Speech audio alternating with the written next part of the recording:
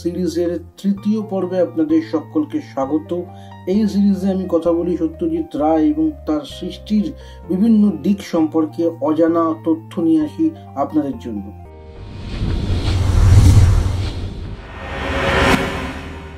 এখন চারিদিকে আমরা দেখতে পাই, শুধু এখন না, বেশ কিছু বছর ধরেই এটা শুরু হয়েছে যে কোনো ছবি যখন খুব হিট হয়, খুব মানুষের পছন্দ হয়, তখন আমরা তার সিকুয়েল তৈরি করি, তার সেকেন্ড পার্ট, থার্ড পার্ট শুরু করি। হলিউডে তো অনেকদিন ধরেই চলতো, বলিউডেও এখন চলছে। তবে এইসব জিনিস কিন্তু বাঙালিকে শেখাতে এসো না, কারণ বাঙালি কিন্তু অলরেডি আজ থেকে প্রায় 70 বছর আগে এইসব করে এসেছে।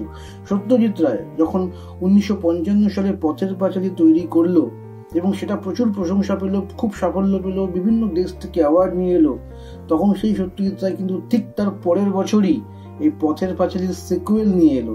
যদিও তখন সিকুয়েল কথাটার হয়তো শুরু হয়নি, কিন্তু আমরা দেখতে পাই যে যেখানে পথের পাঁচালী শেষ হয়েছিল ঠিক তার পর থেকেই আমরা দেখতে পেলাম সেই একই গল্প, সেই একই চরিত্রের গল্প, অপরাজিত।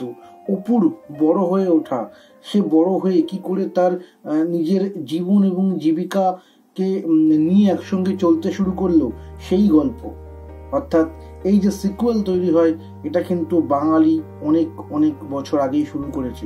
সত্যজিৎ রায় কিন্তু শুধুমাত্র এই অপুকে নিয়ে সিকুয়েল বানানো শুরু করেনি, তিনি গোপীগাইন রাঘাবাইন করেছেন, এমনকি ফেলুদাকে নিয়েও সিরিজ বানিয়েছেন। ফলে সত্যজিৎ রায় এমন অনেক অনেক কাজ করেছেন যেগুলো কিন্তু এখন আমরা দেখতে পাই। বাংলা সিনেমাতে হয়তো হয় না, বাট হিন্দিতে, হলিউড, এসব জায়গায় হয়। বাঙালি কিন্তু অনেক আগে থেকেই শুরু করেছে। এমনকি একটা সিনেমাকে ভেঙে তার মধ্যে দুটো তিনটে সিনেমা, যেমন কাপুরুষ, মহাপুরুষ বা তিন কন্যা, এগুলো কিন্তু সত্যজিৎ রায় বাংলা সিনেমাতে প্রথম ইমপ্লিমেন্ট করেন। পথের পাঁচালী যেমন কানস ফিল্ম ফেস্টিভ্যাল থেকে পুরস্কার ছিনিয়ে নিয়ে এসেছিল, ঠিক এক বছর পর অপরাজিতীয় ছবিটিও কিন্তু ভেনিস থেকে গোল্ডেন লায়ন অ্যাওয়ার্ড নিয়ে আসে।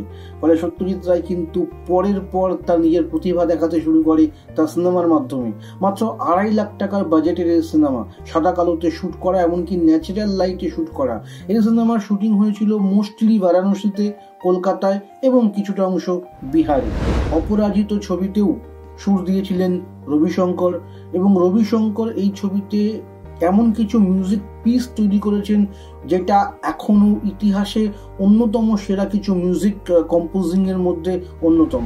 পথের পাঁচালী সিনেমা দিয়ে আন্তর্জাতিক সিনেমা দুনিয়াতে যেমন বাঙালি বা বাংলা সিনেমা বা ভারতীয় সিনেমা একটা ছাপ রেখেছিল, অপরাজিত কিন্তু সেই ছাপ বা সেই শিলমোহরকে আরো পাকাপাকি ভাবে গেঁথে দিয়েছিল। সত্যজিৎ রায় এই নামটা এখন সারা পৃথিবীর সিনেমা মানুষের সঙ্গে ওতপ্রোতভাবে যুক্ত হয়ে গিয়েছিল। বড় বড় ফিল্ম ডিরেক্টররা, পরিচালকরা সত্যজিৎ রায়ের নামে পাগল ছিলেন। তারা অপেক্ষা করছিলেন সত্যজিৎ রায় কবে কখন আরো সিনেমা নিয়ে হাজির হবে। ফলে সত্যজিৎ রায়ের অপরাজিত কিন্তু অবশ্যই একটি গুরুত্বপূর্ণ সিনেমা। কারণ হয়তো অনেকেই মনে করতে পারে পথের পাঁচালী হয়তো ফ্লুকে হিট হয়ে গেছে, ভালো হয়ে গেছে, কিন্তু না, সত্যজিৎ রায় তার পরের ছবিতেও সেই একই রকম ইনিংস খেলে দেখিয়েছেন এবং বুঝিয়েছেন যে তিনি জাত প্লেয়ার, কোনো কিছুই ফ্লুকে হয়নি, সবকিছুই তার পরিশ্রম এবং প্রতিভার ফসল। তো এই ছিল আজকের ভিডিও। আশা করছি তোমাদের সিরিজটি ভালো লাগছে এবং আমি পরবর্তীকালে প্রতিদিন চেষ্টা করবো একটা করে ভিডিও আনার, এবং সত্যজিৎ রায়ের সমস্ত সিনেমার কিছু অজানা, খুব অল্প জানা, হয়তো অজানা বলা ভুল হবে, আমরা সকলেই যারা একটু চর্চা করি জানি, তবুও যারা জানে না, যারা এইমাত্র জানলো, মনে হলো যে আমার ভিডিও দেখে কিছুমাত্র তথ্য তারা পেয়েছে, তাদের কাছে রিকোয়েস্ট করবো অবশ্যই চ্যানেলটিকে সাবস্ক্রাইব করো, লাইক করো, কমেন্ট করো। অনেক রকম ভিডিও ইউটিউবে ঘোরে, চেষ্টা করি একটু ইনফরমেটিভ ভিডিও আনার। তো তোমাদের লাইক, সাবস্ক্রাইব, কমেন্ট এবং শেয়ার বা ভিউজ ইত্যাদি হলে ভালো লাগে, আরো বেশি মোটিভেট হই। এই বলে আজকে ভিডিও এখানে শেষ করছি। ধন্যবাদ।